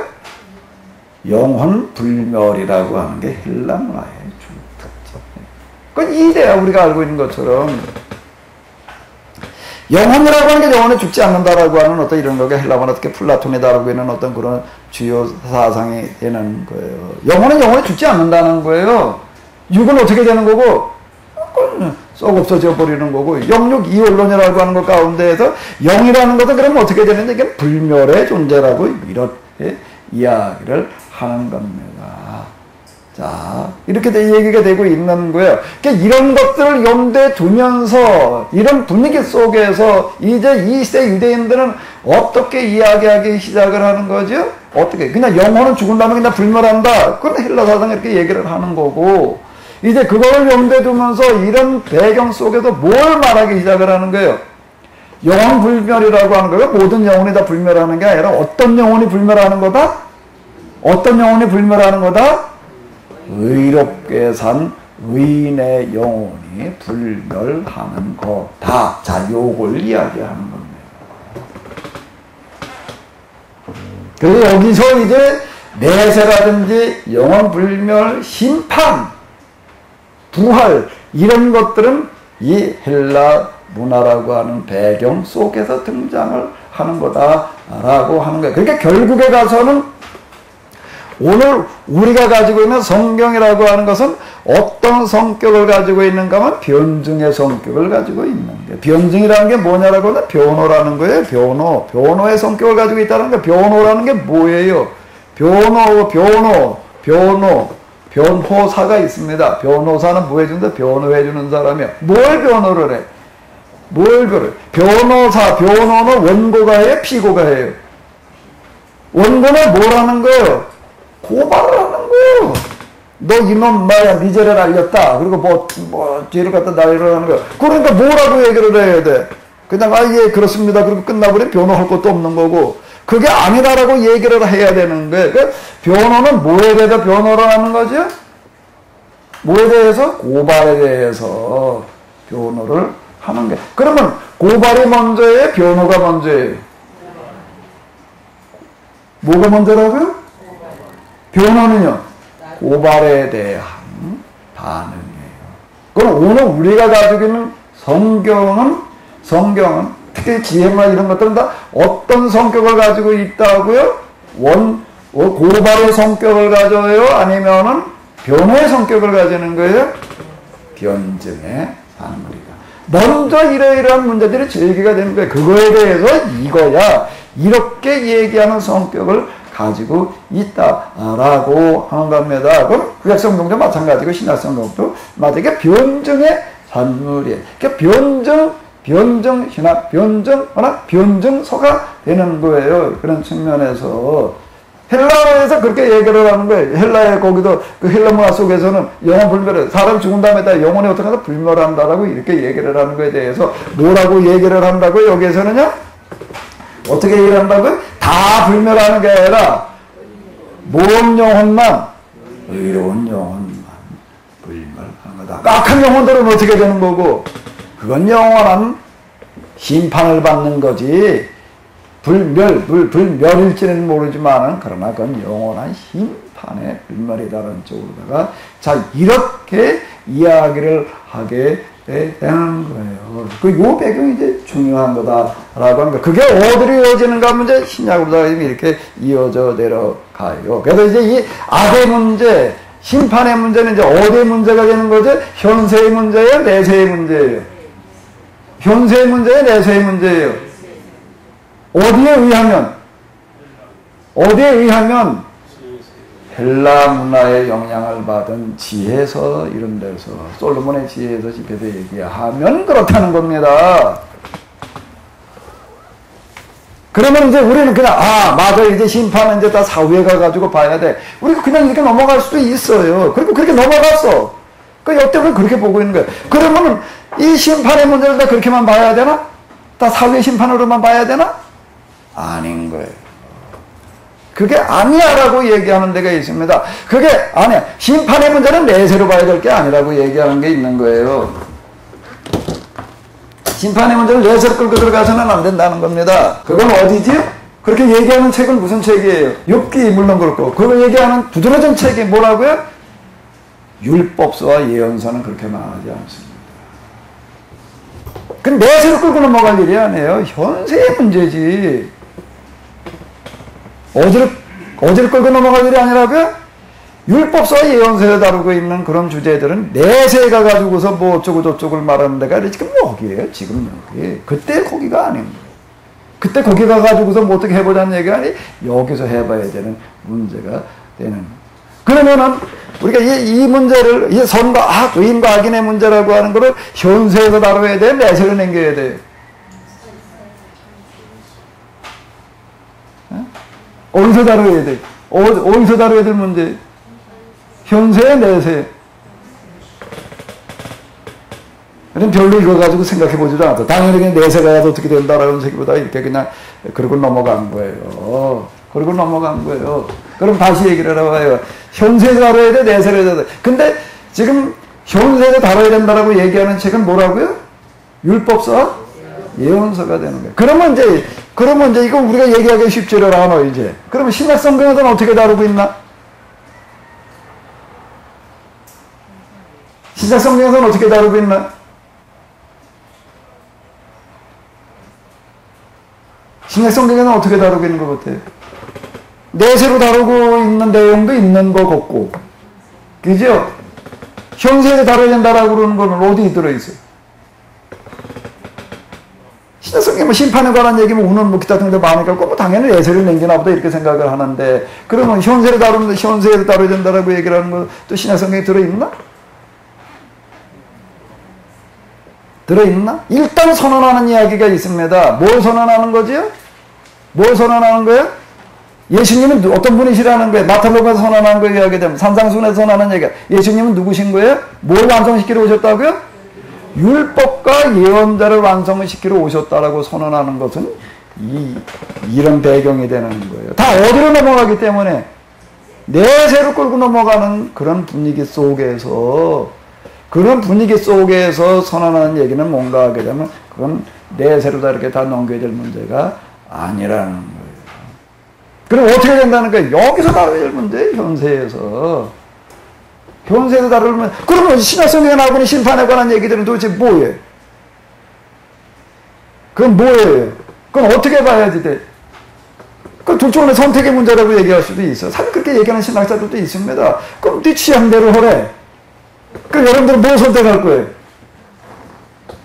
취향대로 하라고 한다면 여러분들 뭐 선택할 거예요? 박현진 목사님 뭐 선택할래? 뭐 할 말이 많은 표정인데. 저 고민인데 어저께 전화를 받았어요. 무슨 전화냐면 동성연애 데모하는데 같이 가자고 그러더라고요. 네. 동성연애 지금 시청에서 28일 날 퍼레이드를 하는데 그 예배 드리는 날인데 그날 같이 가서 시각장애 그 신집상이 좀 짓고 같이 좀 데모하자고. 그래서 이거 어떻게 해야 되나 고민이거든요. 네. 그래서 지금 이 동성연애가 이게 악이잖아요, 사실. 네. 악인데 이거를 시청에 가서 지팡이 들고 데모를 해야 될지. 전시 효과가 있다는 거예요, 친구 목사님. 고민입니다. 그래서 좀 목사님한테 그걸 여쭤보려고. 글쎄, 그건 지금 이제 악의 문제, 선과 악의 문제, 이걸 현세로 봐야 돼, 내세로 봐야 돼.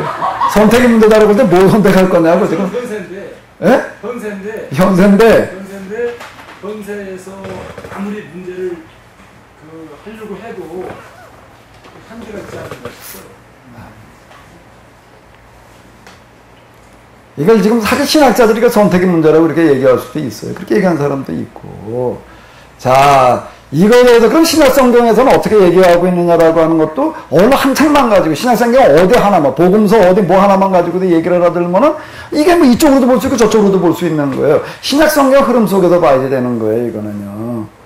신약성경에서 이제 요 소신은 요 책은 어느 시점에서 뭐 어떤 배경 속에서 이렇게 얘기를 한 거였는데 전체 흐름 속에서 이게 어떻게 되느냐라고 하는 거가 중요한 겁니다. 그러니까 흐름 전체를 보지 않고 그냥 부분만 보고 얘기를 한다라고 하게 되면 이게 답이 안 나오는 거예요.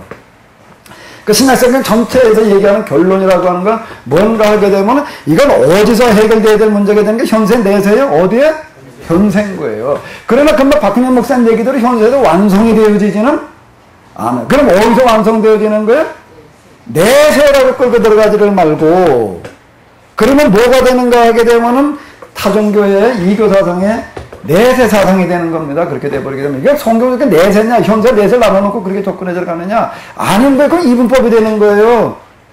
그렇게 되면 이분법이 되는 겁니다. 이걸 내세로 끌고 들어가가지고도 어떻게 해결하려고 그런다라고 하게 되면 이건 도식이 안 맞는 거예요. 그럼 어떻게 되는 거예요? 시작은 여기서 현세에서 하는 거예요. 그러다가 하나님 나라 가가지고 다 성취된 데 가가지고서 그냥 거기에 다 그때 성취된 다음에 거기 완성된 거기도 그냥 그 들어가는 이런 식으로다가 얘기하는 영혼 불멸적인 어떤 그런 걸로 봐야 될 것이 아니라 어떻게 봐야 된다는 거죠. 신약 성경에서는요. 우리가 그 시작하는 거예요. 어디까지가 진행되어지느냐라는 거 하나님 도신 가운데 우리가 하는 데까지 하는 거예요. 완성은 어떻게 되는 거예요? 완성은 어디서 해결되어진다는 거예요? 내세에 가가지고 아니에요. 그렇게 본다라고 하게 되면 그건 플라톤이 아니야. 그 플라토니스트라고 그렇게 얘기를 하고 뭐가 되는 거죠? 어제 종말에 해결되어진다는 겁니다. 그러니까 여기는 독특하게 뭐가 나오는가 하면 종말이 나오는 거예요. 내세에 대비해서 종말의 사상이 나오는 거예요. 그러니까 이제 여기 묵신문학이라고 하는 거가 이제 여기서 그래도 이게 등장을 하는 어떤 이런 건데 그 종말에 가가지고 해결되어진다는 건 이게 종말과 내세를 또 이제 이거 연결되어가지고 같은 거로다가 이렇게 이제 우리는 봐나가는 또 그런 경향이 있어요. 자꾸 그렇게 끌고 들어가요, 이제. 둘을 나눠놓고 보려고 하면 자꾸 그렇게 끌고 가는데 이게 종말이라고 하는 건 뭐를 얘기를 하는가 하면 현세 여기서 시작되어진 하나님 나라에 대해서 하나님께서 초자연적으로 개입하셔서 완성시키는 것으로 해요. 종말로 봐야 된다라고 하는 거예요. 현세에서 내세로 넘어가는 걸로다가 종말을 그렇게 볼 수도 있어요. 그렇게 보는 사람들 많아요. 대부분 그렇게 봐요. 종말을 그렇게 본다고요. 그렇게 보게 되면 그 헬라적인 종말론이 되는 거예요. 이분법인 접근이 아니라고요. 인간이 육체의 영혼이에요. 그 눈을 안 놓고 이게 질문이 잘못됐지요. 근데 헬라문 없어. 헬라문인 사람은 질문이 잘못된 게 아니에요. 당연히 그 영이지. 육체 거 껍데기고 그건 그림자고 그건 감옥이야. 그건 뭐 빨리 uf사소리 좋은 거야. 이렇게 나간다고요. 그 사람들은요. 그 이분법적인 도식이 되는 거고 여기는 그게 아니다라고 하는 겁니다. 그러니까 예수님은 어떻게 하러 오신 분인가 하면 율법과 예언자를 어떻게 하러 오신 분이에요? 완성시키러 오시는 게 그 시작에 하나님 나라라고 하는 거가 지금 여기서부터 이미 시작되어지는 거예요. 정말 그게 완성되는 시점이지 이걸 버리고 저길로 가는 거 도식이 아니다라고 하는 겁니다. 우리 지금 기독교 도식이 자꾸 이렇게 되어져 있는 거예요. 지금 여기 자기 지혜분학에서 이렇게 다루는 게 지금 이렇게 접근해 들어가는 겁니다. 이거는 이제 당시 상황에 대한 변정 상황에서 그렇게 말을 하는 거예요. 자, 영혼 불멸 좋은데 다 우리가 죽은 다음에 다 똑같은 데 가는 게 아니라 악한 자하고 선하게 산 사람부터 똑같은 데 갈 수가 있냐. 이렇게 이제 얘기를 하는 변증이 되는 거예요. 변증에서 이렇게 나오는 어떤 이런 거다라고 하는 겁니다. 이 도식으로다가 우리가 그냥 신약성경으로 넘어와가지고 우리가 또 이렇게 보게 되면은 오늘 우리가 여태까지 봐왔던 그런 오류가 또 반복되어지는 어떤 이런 거다라고 하는 겁니다.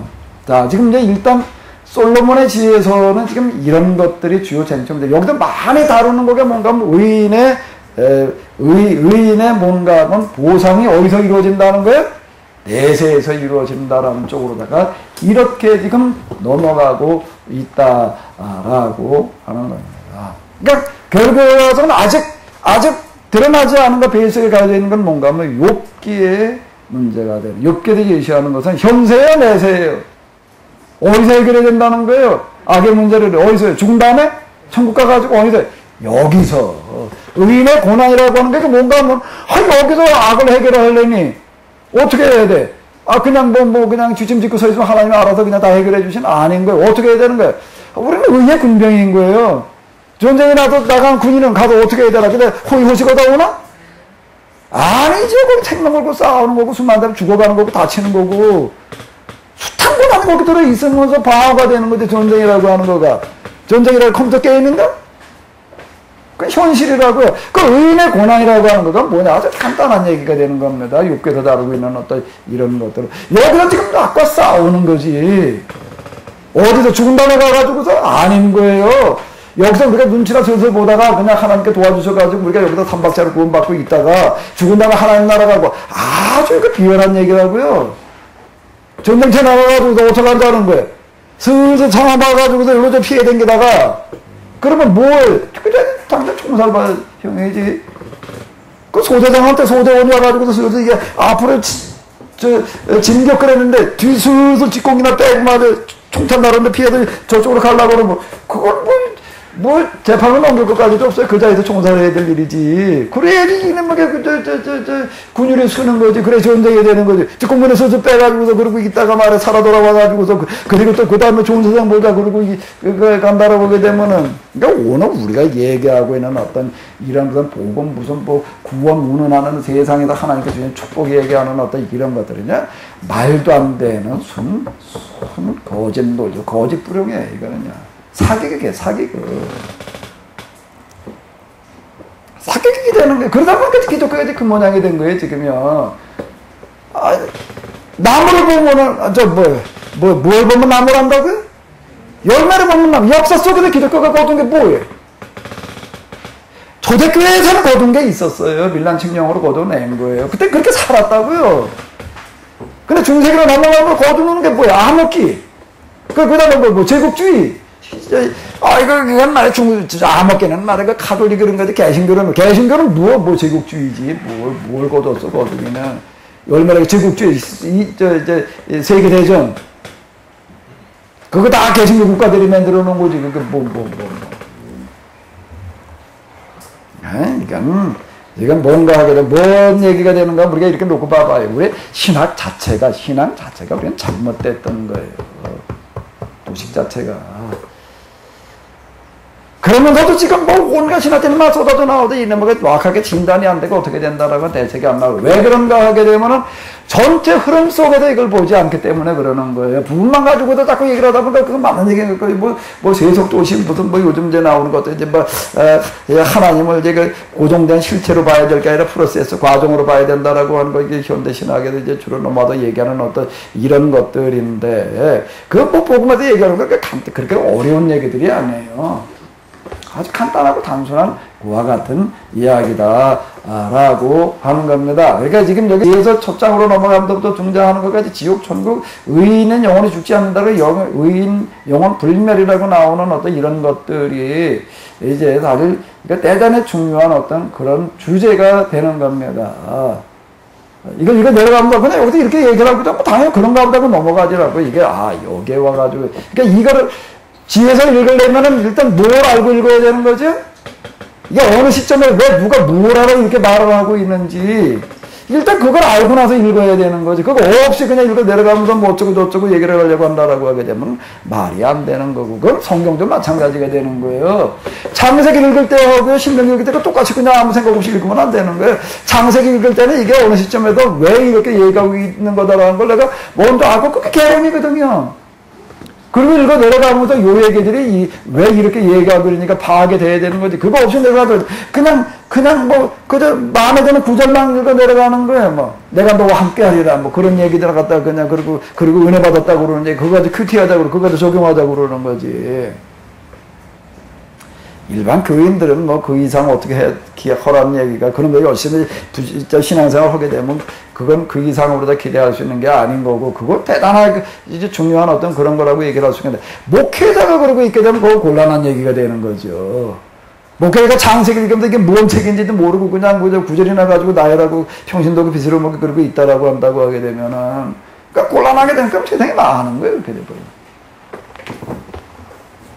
그러자 지금 이런 얘기가 된다라고 하는 겁니다. 자, 그럼 이제 뭐 사실 솔로몬의 지혜는 다 했는데 이걸 염두에 두시면서 읽어야 돼요. 이걸 염두에 두시면서. 자, 혹시 지금 제가 얘기한 여기까지만 가지고서 조금 좀 더 얘기하실 게 있으면 얘기해 봐요. 그래서 박형용 목사님, 동성연애에 대해서 고반응을 해야 돼, 말아야 돼?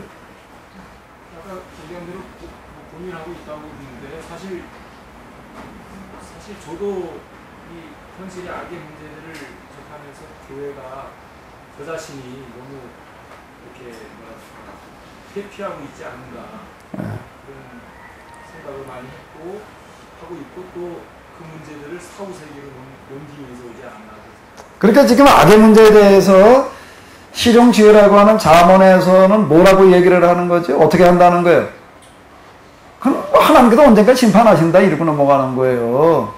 예? 그렇게 얘기를 하는 거예요. 그건 뭐 악인들 바라면 하는 교와 같지 그거 아무렇게 써먹으면 안 돼요. 그 말이요. 그 말 그렇게 써먹으면 곤란한 얘기가 돼버린다고요. 그거는 뭔가 실용주의에서 얘기하는 어떤 그런 얘기들이 되는 거예요. 게다가 언젠가 그냥 바람에다 날려가 버릴 거야. 이런 식으로 얘기하고 끝나버리게 되면은 책임을 하나님께 남겨버리고 마는 거예요. 그러니까 이제 그래도 어떻게 해봐야 뭐 안 되니까 그 다음에 이제 그러면 여기 이제 뭐로 넘어오게 되면 지혜서로 넘어오게 되면 여기서 뭐라고 말한다고요. 이제 그건 악인의 문제, 죄악의 문제는 어떻게 한다고? 하나님께 어떻게 하신다는 거예요? 사후에 심판하신다고 이러고 넘어가는 거예요. 그러면 세상에도 하나님께 언젠가 심판하신다고 그래야 돼? 죽은 다음에 하나님께 심판하신다고 그래야 돼? 그럼 이 세상, 그럼 맨날 죄악을 지배하는 거지 뭐. 그런데 여기에 대해서 율법서, 예언서, 지혜문학 가운데서 뭐요? 욥기는 그러니까 이제 복음서로 넘어가면서부터는 뭐라고 말한다는 거예요? 어떻게 된다고요? 죽은 다음에 가가지고서 해결하자고 나가야 되나? 아예 한 대 풀어도 하나님께서 그 다음에 알아서 손 보실 거야. 그래야 되나? 그럼 뭐 정한 때가 있어. 그냥 때나 기다리기, 때 기다리기? 그러고 있어야 되나? 그렇게 맨날 때나 밀어야 되나? 어떻게 해야 되는 거예요? 의인의 고난이라는 게 뭐예요? 우리는 교회에 등록을 한다라고 하는 거는 뭐하고 똑같은가 하면 교회 입대 지원서 낸 거하고 똑같아요. 무슨 전쟁터로 나간 거예요, 이제? 죄악과의 전쟁터에 지금 나가는 거예요. 그러면 가서 이렇게 쌈박질이 벌어지는데, 여기 어려움이 와요, 안 와요? 당연히 오지. 그러니까 고난이라는 게 뭐냐? 의인의 고난이 간단한 얘기가 되는 거예요. 그럼 뭐 그렇게 어려워? 야, 대표로도 그건 악한 놈들 말이 언제나 저러다 망하겠지 뭐. 와가지고 온 나라 다 도륙하고 그냥 그러고 있다가 그냥 뭐 김일성, 김정일이 죽어서 이제 망하기나 기다리라는 얘기야? 이 세상은 어떻게 돼버리고. 그거 뭐 하나님께서 손보지 그러고 있어야 되나? 에이, 그거 내버려 너 죽은 다음에 전부 다 지옥 갈 놈들이야. 그러고 있어야 되나? 어떻게 해야 되는 거야? 여기서 누군가가 입대 지원을 하는 사람이 있어야 되는 거예요. 의의 군대, 그리스도의 군사라는 얘기가. 사도 바울이 얘기하는 것들은 이런 얘기라고요. 지금 우리 전쟁으로 나가야 되는 사람인 거예요. 아멘? 전쟁으로 나가야 돼요, 우리는요. 우리 완전 무장해야 된다고요. 에베소서 북한이 그러면은 북한에 있는 그리스도인들이 기도만 해야 돼요? 아니면 김정은을 쏘아 죽여야 돼요? 아니 이제 기도만 하면서 하나님께 심판을 맡겨야 되는 문제하고. 아, 그건 아니지. 이미 답은 나온 거지. 그러면은 그 현실적으로 그 악의 세력인 그들에 대해서 어떤 입장을 취하는 게 그리스도인의 입장이라고 생각합니다. 그게 궁금하거든요. 글쎄, 어쨌든 지금 결론은 이거야. 결론은 뭔가 하게 되면은, 결론 악에 대해서 우리는 어떻게 하는 게, 용인하는 게 아닌 거예요. 거기에 빌붙어서는 도덕은 안 되는 얘기고, 여기 지금 이제 이렇게 나가게 되면 뭐로 나가는가 하게 되면은, 이제, 여기 그 지혜서에서 난 얘기, 지상의 통치자들아 이러고 이제 일가라는 것도 그런 얘기들이 나가고 있는데, 이 시대의 사람들도 참 대단히 아주, 이거 여기 지금 지에서 이렇게 내려가다 보면 이게 통치자들에 대해서 이제 일가라는 그런 얘기들이 많이 나온다고요.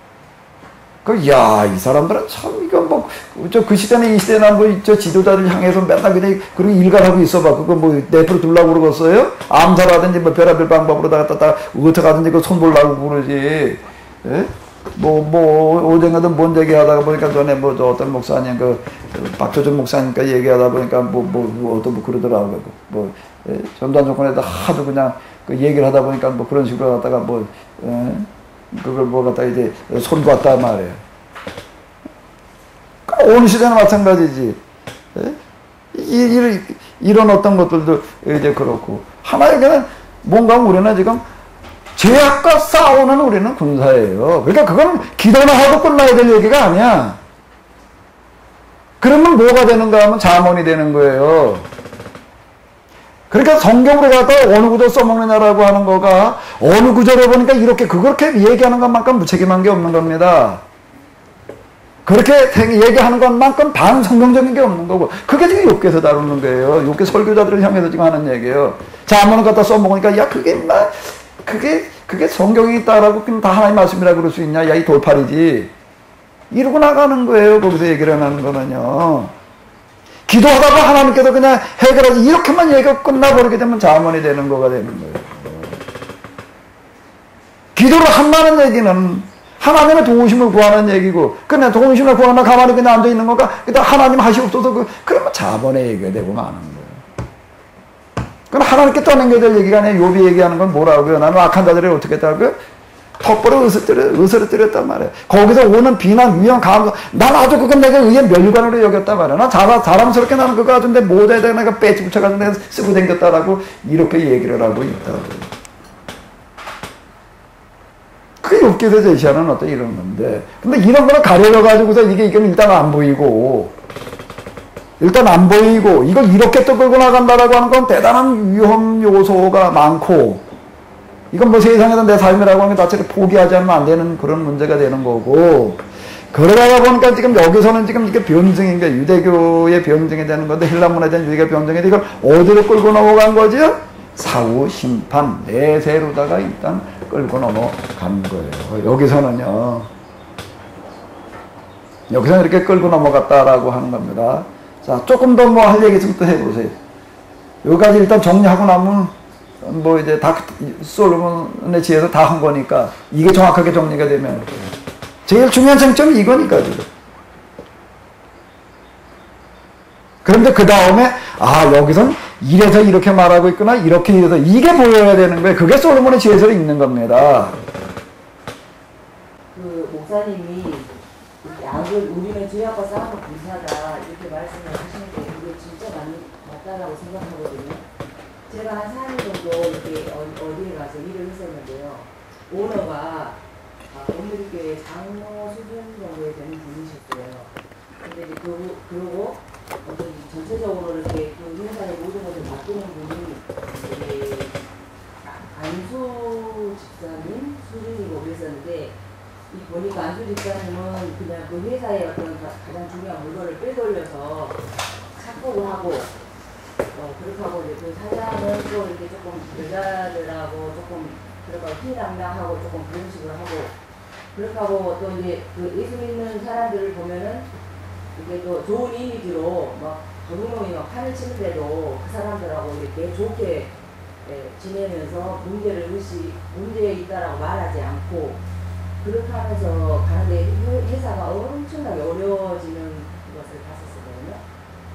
그러니까 목사님 말씀대로 진짜 기독교인들이 가서 정말 잘못된 건 잘못됐다라고 말을 하고 똑바르게 이렇게 정말 어디에서나 이렇게 바르게 살려고 할 때 그 어느 곳이든지 그 안 믿는 악이 주춤할 것 같고 그 어떤 잘못돼 가는 곳이 이렇게 망해져 가는 곳이 이렇게 세워져 갈 것 같고 그런 것 같아요. 그러니까 정말 예수 믿는 사람들은 어디에서나 죄악과 싸우는 군사다라고 하는 것을 명심하고 나가는 것이 진짜 맞다고.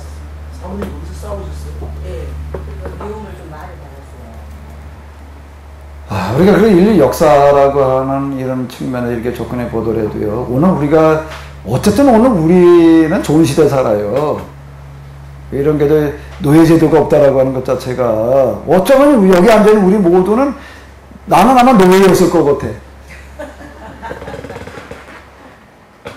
물론 뭐라도 뭐 진주강식을 해가지고서 심지어 노예가 아니었다 그럴지 모르지만 근데 수준은 아마 나만 뭐 틀림없이 그랬을 것 같아. 그런 시대가 아니라는 거. 그리고 민주화 시대, 독재 정권 밑에서 그냥 이북 모양으로 맨날 그러고 그냥 달라 살지 않고 이런 데서 그래도 뭐 요즘 뭐 박근혜 갖다가 그냥 안주거리로 삼아도 뭐 누가 붙들어 가지는 않잖아요.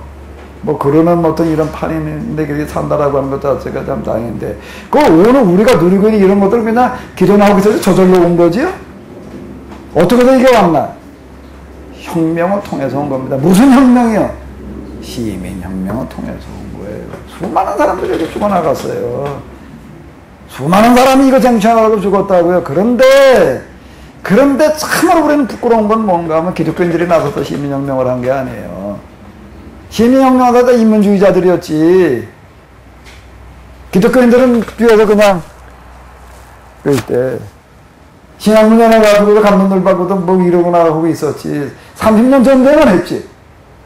신구교간에 종교개혁이 위해 30년 전에 30년 동안 피 터지게 싸우다가 그냥 결론이 안 나니까 그냥 넌 너대로 살고 우리는 우리대로 살자. 30년 전쟁은 했지. 예? 뭐 흔히 우리가 얘기하는 인권이라든지 어떤 이런 것들을 쟁취하기 위해서 교회가 나서서 뭐 언제 뭐 싸워본 적이 있나? 사실은 창피하게 생각을 해야 돼요. 그러면 그 사람들 가르쳐서 뭐 인문주의자들은 인본주의? 인본주의. 인본주의라고 우리는 말할 얼굴이 없어요. 그 사람들 때문에 세상이 바뀌어진 거예요. 인본주의자들 때문에 다들 독재 정권이 물러간 겁니다. 개화가 된 거고요.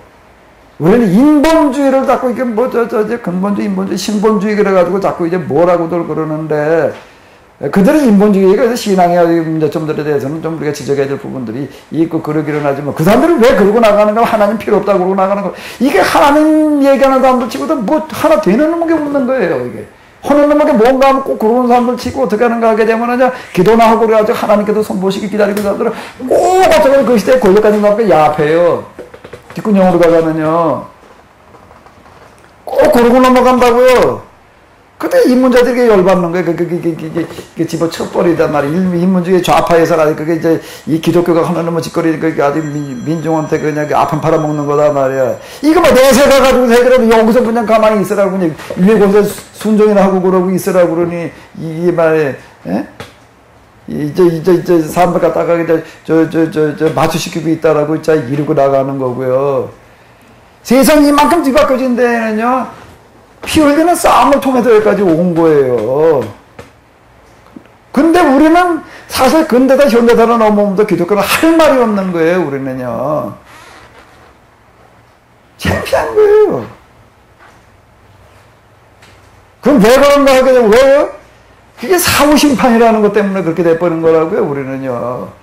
아니면 하나님 언젠가 손보신단 말이야. 언젠가 할 손보실까? 아니면 사회가 한 심판하실 건데, 오늘 우리는 그냥 여기서 일루절로 그냥 잘 그냥 일루절로 눈치껏 피해 다니면서 무슨 영원 구원은 이미 받은 거고, 어떻게 이 세상에도 하나님 축복을 받아보자는 식으로다가 지금 살살 눈치 작전으로 나같이 사실 역사 속에 우리가 한 게 무가 있어요. 근데 겨우 회장에 나가서 영혼이나 구원해보자 그래가지고서 그러고 돌아다녔다라고 하는 어떤 그런 선교적인 업적이라고 하는 거나 어떻게 해서 성과를 만들어 놨을지는 몰라도 세상을 뒤바꿔 놓는 세상의 악을 척결하는 어떤 그런 데서 무엇을 했냐고 우리가. 역사 속에서. 그건 왜 그런가? 우리의 신학 자체가 잘못됐다는 거예요. 그런 신학 자체가 없는 거예요. 우리 의의 군사라는 게 영적인 의의 군사예요. 영적인 군사를 자꾸 끌고 나가가지고 영혼이나 구원에는 영적인 군사로 만들어 놨던 거예요. 여기서 지금 세상을 지배하고 있는 잘못된 이런 사회 제도 문제들과 한판 싸움을 벌여야 되는 거예요. 우리는요. 아멘? 한번 싸움을 벌려야 되는 거예요. 그걸 자꾸 세상 데모 나오는 사람들한테 남겨될 일이 아니라고요. 우리가 앞장서 가지고서 야 이건 뭐 세상 바로 잡는 건 다 교회가 하는 거야. 일어나야지 이게 뭐 돼야지. 이게 세상이 이게 사람들 나가서 그냥 이걸 뭘 하고 쌈박질대로 하고 그러고 있는데 교회 뒤집근형에서 그냥 이건 뭐 말이야. 그거 왜 그런데 나서가지고 정치 문제에 나서서 가지고 그러냐. 그걸 하나님께 선포했는데 이루고서 그냥 우리는 기도나면 영혼이야 구원하면 되지 말이야. 이루고 나 있다 보니까 이게 우리는 이제 설자를 잃어버리는 거예요. 지금 16절부터 어디까지를 읽는가 하게 되면은 2장까지를 읽도록 하겠습니다. 읽으시겠습니다. 악인들은 행실과 말로써 죽음을 자초하고 죽음을 벗으로 생각하고 죽지 못해서 애태우며 죽음과 계약을 맺는다. 그들은 과연 죽음과 항패가 되기에 알맞는 자들이다. 올바른 시각이 없어 그들은 이렇게 늙가린다. 우리 인생은 짧고 슬프다. 수명이 닿으면 별 수 없이 죽는다. 지옥에서 돌아온 사람을 아무도 본 적이 없다. 우리가 이 세상에서 태어난 것도 우연이었고 죽고 나면 태어나지 않았던 것이나 마찬가지다. 우리의 코로 쉬는 숨은 연기와 다름이 없고 우리의 생명이란 심장의 구멍에서 나오는 불꽃에 불과하다. 불꽃이 없어지면 우리의 육체는 재가 되고 영혼은 하염없이 공기 속으로 사라져버린다. 때가 지나면 우리의 이름조차 잊혀진다. 누가 우리의 한 일을 기억해 주는가. 우리 인생은 구름 조각들처럼 지나가버리고 햇볕에 쫓기고 열에 녹아버리는 안개와 같이 흩어져버린다. 인생의 하루하루는 지나가는 그림자. 한 번 죽으면 되돌아올 수 없다. 죽음이라는 도장이 한 번 찍히면 아무도 되돌아 돌아올 수 없다. 그러니 어서 와서 이 세상의 좋은 것들을 즐기자. 늙기 전에 세상 물건을 실컷 쓰자. 값비싼 포도주와 향료를 마음껏 즐기자. 봄철의 꽃 한 송이도 놓치지 말자. 장미꽃이 지기 전에 장미 화관을 쓰자. 우리 중에 한 사람도 이 활락의 기회를 놓치지 말자. 우리의 몫이며 차지니 우리가 놀고 즐기는 적을 도처에 남기자. 가난한 의인을 고탄 먹인지 어떻겠느냐. 바보라고 특별히 동정할 것도 없고 백발이 성성한 노인이라 해서 존경할 것도 없다. 약한 것은 쓸모없는 것이다. 그러므로 우리의 힘을 정의의 척도로 삼자. 의인은 우리를 방해하고 우리가 하는 일을 반대하며 율법을 어긴다고 우리를 책망하고 배운 대로 하지 않는다고 나무라니 그를 함정에 빠뜨리자. 의인은 자기가 하나님을 안다고 큰소리치고 주님의 아들로 자처한다. 우리가 무슨 생각을 하는지 늘 우리를 책망하기만 하니 그를 보기만 해도 마음에 짐이 되는구나. 아무튼 그의 생활은 다른 사람과는 다르고 그가 가는 길은 엉뚱하기만 하다. 그의 눈에는 우리가 가짜로만 보인다. 그는 우리가 걷는 길이 더럽다고 멀찍이 피해간다. 의인들의 최후가 행복스럽다고 큰소리치고 하나님이 자기 아버지라고 자랑한다. 그가 한 말이 정말인지 두고 보자. 인생 말로가 어떻게 될 것인지 기다려보자. 의인이 과연 하나님의 아들이라면 하나님이 그를 도와서 먼지의 소나기에서 구해주실 것이다. 그러니 그를 폭력과 고문으로 시험해보자. 그러면 그의 온유한 마음을 알 수 있을 것이며 인내력을 시험해볼 수 있을 것이다. 입만 열면 주님이 자기를 도와주신다고 말해왔으니 그에게 아주 수치스러운 죽음을 한번 안겨보자. 악인들은 이렇게 뇌까리지만 그들의 생각은 그릇되었다. 그들의 약한 마음 때문에 눈이 먼 것이다. 그들은 하나님의 오묘한 뜻을 모르며 거룩한 생활에 대한 보상을 바라지 않으며 깨끗한 영혼이 받는 상급을 믿지 않는다. 그러나 하나님은 인간을 불멸한 것으로 만드셨고 당신의 본성을 본따서 만드셨다. 죽음이 이 세상에 들어온 것은 악마의 시기 때문이니 악마에게 편드는 자들이 죽음을 맛볼 것이다. 아멘. 자, 2장까지 우리가 읽었는데요. 자, 지금 여기 이렇게 보게 되면 이제 이런 얘기를 하고 있습니다. 하나님이 자기 아버지라고 자랑한다. 이제 하나님을 아버지라고 부르는 어떤 그런 신앙은 구약 성경에 없어요. 하나님 백성이라고 이렇게 생각을 했지요. 하나님 백성이라고 이렇게 생각을 해서 아버지라고 이렇게 얘기하는 어떤 그런 것들은 여기 거의 없습니다. 거의 없는데 이제 신약 성경으로는 보면 예수님께서는 주로 이제 아버지라고 얘기하시는 어떤 이제 그런 구절들을 이제 많이 보게 되는데. 지금 우리가 이제 신약 성경에서 서기관 바리새인이라고 만나고 있는 사람들이 요 시기에 이게 제2성전기라고 이렇게 부르는데 제2성전기라는 얘기는 무슨 얘기가 되는가 하면 바빌론 포로 이후 성전을 지어놓고 나는 이제 그 유대교 후기를 이제 지칭하는 어떤 그런 이야기가 되는데 이때 이 성경을 가르치던 사람들이 그렇게 얘기를 했다라고 하는 거예요. 하나님 이제 누구라고 얘기를 했다는 거예요? 아버지라고 이제 이렇게 얘기하는 어떤 그런 일들이 있었다라고 하는 게 이렇게 볼 수가 있는 거고요. 여기 지금 우리가 이게 2장에서 읽어 내려가는 어떤 이런 것들을 이렇게 보게 되면은 이들이 당면했던 이야기 그 상황이 얼마나 어려운 상황이었는지를 여기서 지금 잘 보여주고 있습니다. 이 사람들이 지금 악인들이 뭐라고들 그러고 있는가 하면 이 악인들을 누구를 얘기를 하는가 하게 되면 이건 누구를 얘기를 하는 걸까? 이 악인들은요? 이 악인들이라고 얘기한다라 지각이 없고 그들은 떠들어대는 우리 인생은 짧고 슬프다 수명이 다하면 어떠시 죽는다 지옥에서 저런 사람을 본 사람은 아무도 없다 지옥이 어디 있냐 이제 이러고 나간다는 얘기가 되는 거죠. 우리가 이 세상에 태어난 것도 우연이고 죽고 나면 태어나지 않았던 것이나 마찬가지다. 그래서 세상 이제 이게 세상도 얘기하는 어떤 이제 이런 사상들인데 이 사상에 물들어 있는 유대인을 지금 말하는 겁니다. 이 세상 사람들을 염두에 두면서 지금 지혜서를 기록해 나가는 것은 아니에요.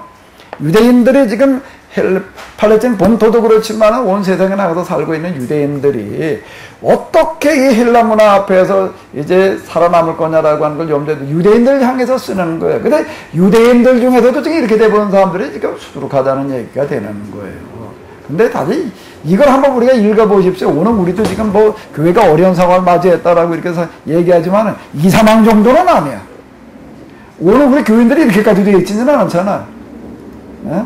어떻게 얘기를 하는가 하게 되면 이건 뭐 완전 세상 사람들하고 다를 바 없이 돼버리는 어떤 그런 얘기가 되는 건데 불꽃이 없어지면 우리의 육체는 재가 되고 영혼은 하염없이 공기 속으로 사라져버린다. 뭐 이제 그런 식으로 얘기를 하는 거고 이제 그리고 뭐 또 뭐 쪼르르 얘기를 하는 게 뭔가 하게 되면은 이제 이런 상황에서 죽음 다 끝나는 거지 말이야. 뭐 그렇게 선하게 그렇게 살아야 될 필요성이 뭐가 있냐. 이렇게 얘기하는 그들에게 뭘 가지고서 이거 설득으로다가 이제 변증으로 나가는 거죠. 영혼 불멸 죽은 다음에 다 없어지는 게 아니야. 지금 이렇게들 생각을 하니까 이렇게 말을 한 거예요. 영혼 불멸을 말하는 죽은 다음에 이렇게 다 끝나는 게 아니다. 죽은 다음에 어떻게 된다. 심판이라는 게 있다. 라고 이렇게 지금 얘기를 하게 되는 배경이 왜 영혼 불멸이라고 하는 걸 사후심판을 말하는가 하게 되면 다 죽은 다음에 다 끝나는 건데 여기도 왜 그렇게 우리가 선하게 살려고 아둥바둥 해야 되느냐라고 이렇게 얘기를 하다 보니까 죽은 다음에 다 끝나는 게 아니다. 이게 뭐 성경 그리고 신학이라고 하는 것 자체가 어떤 성격을 가지고 있다고요? 변증의 성격을 가지고 있다라고 하는 거예요. 이런 얘기가 되는 거예요. 그러니까 이 상황에서 이렇게 얘기할 수밖에 없었던 거예요. 이 사람들은요. 이 사람들이 지금 우리가 얘기할 그런 문제점을 몰라서 그러고 있는 게 아니라 이 상황에서 이렇게 얘기를 하는 건데 그 상황도 그렇게 말할 수밖에 없는 거예요. 지금 우리가 누군가가 와가지고서 말해 죽으면 다 끝나는 거지 말 죽은 다음에 뭐가 뭐 심판이 어딨냐 그러면 뭐라고 말을 해야 되나? 죽은 다음에 심판이 있다고 그래야 돼 없다고 그래야 돼? 있다고 하니까 똑같은 얘기가 되는 거예요. 그 상황이 되는 겁니다, 지금. 그런데 뭐라고? 어서 와리 이 세상에 좋은 것들을 즐기자. 늙기 전에 세상 물건을 실컷 쓰자. 값비싼 포도주와 향료를 마음껏 즐기자. 봄철에 꽃 한 송이도 놓치지 말자. 꽃 필 때마다 뭘 하러 가야 되다. 꽃놀이 가야 되는 거지. 자, 우리 중에 한 사람도 이 환락의 기회를 놓치지 말자. 자, 그리고 이제, 그리고 우리가 놀고 즐긴 흔적을 도처에 남기자 말이야. 이런 거. 가난한 의인을 고탕먹이들을 어떻게 했냐?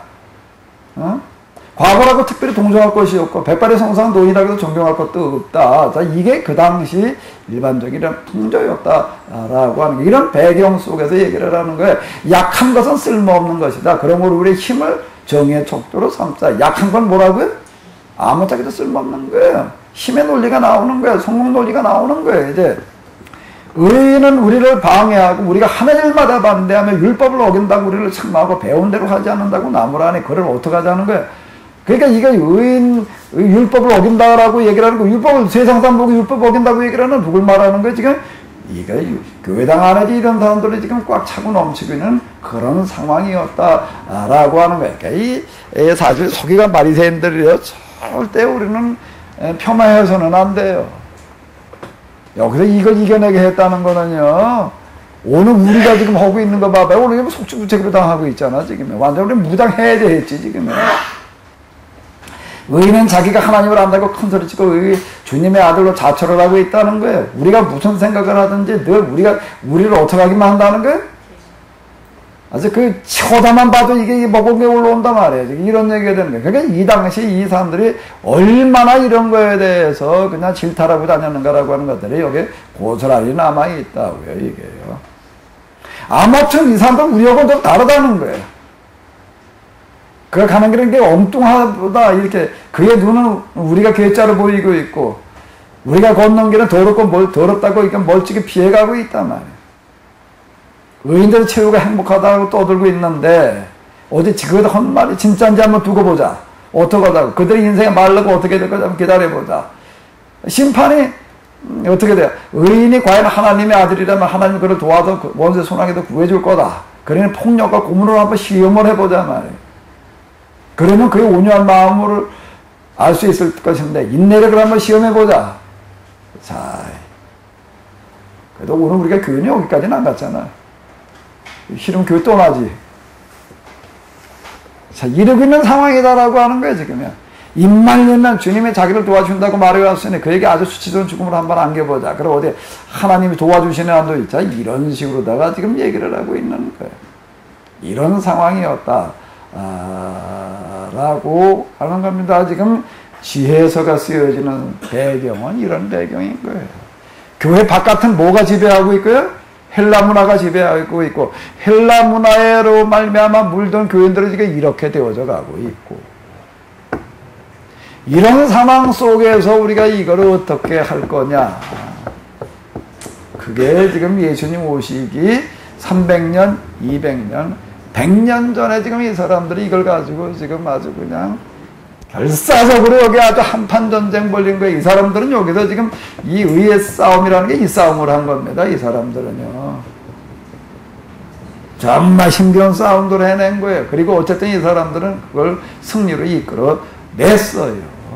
그래서 오늘의 유대교가 남아있는 거고 유대교만 남아있는 게 아니라 그래서 오늘의 기독교가 가능했던 겁니다. 이 토양 위에서 뭐가 세워지는가 하게 되면 예수님의 복음이 선포된 거죠. 근데 우리가 여기가 뿌리인데 이 기독교의 뿌리예요. 기독교의 뿌리는 복음서에서만 찾으려고 그러면 안 됩니다. 구약성경 이스라엘 역사 그리고 어디요? 포로의 신학에도 찾아야 돼. 근데 포로의 신학을 우리가 거의 몰라. 거의 모르고 그냥 뭘 해보려고 그러다 보니까 지금 우리가 지금 이 모양이 되어져 있는데요. 그러니까 여기서 이제 얘기하는 거 의인의 영혼은 하나님의 손에 있어서 아무런 고통도 받지 않은 게 변호가 되는 것들이에요. 그래서 의인의 영생, 불멸, 이제 여기서 불멸이라는 표현보다 의인의 영생이라는 용어로다가 이렇게 이제 써나가는 일들이 이 상황 속에서 시작이 되어지게 되는 거죠. 의인들이 받는 고통은 후에 받을 큰 축복에 비하면 아무것도 아니다. 하나님께서는 그들을 시험하시고 그들의 당신 뜻에 맞는 사람들을 인도하시다. 이게 고난이라고 하는 거가 여기서 이렇게 되는 겁니다. 이제 뭐가 되는가 하면 하나님의 시험이다라고 이제 이렇게 나가는 거예요.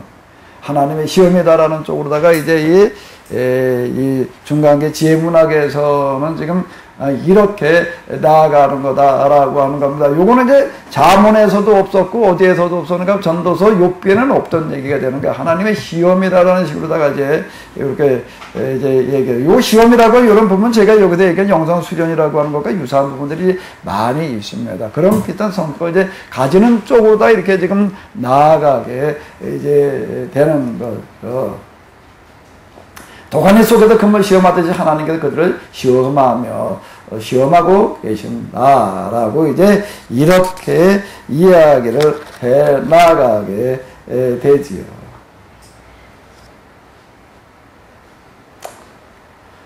자, 이제 의인이 받을 그와 같은 그런 시련도 있지만 또 이제 이 복에 대해서 이제 많은 것들을 이야기를 하게 되는 거고요. 죄인들은 결국에 가서는 이제 비참하게 최후를 맞이하게 된다라는 식으로다가 이제 이렇게 끌고 나가게 됩니다. 여기 이렇게 성범죄 같은 것도 이제 많이 나오고 있는데 그건 왜 그런가 하게 세상 쾌락을 추구하는 사람들이 성범죄를 마다할 일이 없는 거죠. 이러다 보니까 이런 것들을 이제 많이 다루고 있습니다. 예, 이제 그 나머지 부분은 어떻게 해야 되나? 식사하고 나서 또 좀 다뤄보도록 하겠습니다. 예, 오전 시간 수고 많으셨습니다.